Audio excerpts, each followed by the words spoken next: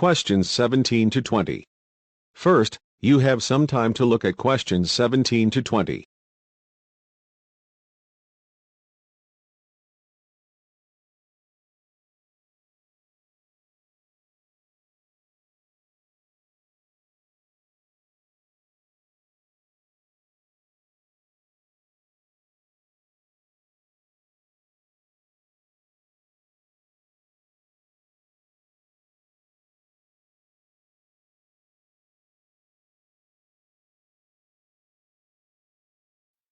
OK, Jim, you wanted to see me about your textile design project. That's right.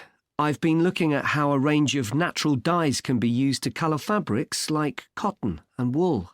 Why did you choose that topic? Well, I got a lot of useful ideas from the museum, at that exhibition of textiles.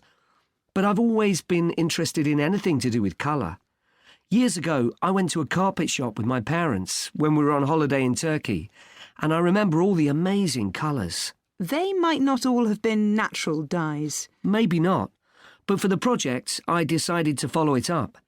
And I found a great book about a botanic garden in California that specialises in plants used for dyes. OK, so in your project, you had to include a practical investigation. Yeah. At first, I couldn't decide on my variables. I was going to just look at one type of fibre, for example, like cotton. And see how different types of dyes affected it? Yes. Then I decided to include others as well. So I looked at cotton and wool and nylon. With just one type of dye? Various types, including some that weren't natural, for comparison. OK. So I did the experiments last week. I used some ready-made natural dyes. I found a website which supplied them. They came in just a few days, but I also made some of my own. That must have taken quite a bit of time. Yes. I thought it'd just be a matter of a teaspoon or so of dye, and actually that wasn't the case at all. Like, I was using one vegetable, a beetroot, for a red dye, and I had to chop up a whole pile of it. So it all took longer than I'd expected. One possibility is to use food colourings. I did use one. That was a yellow dye, an artificial one.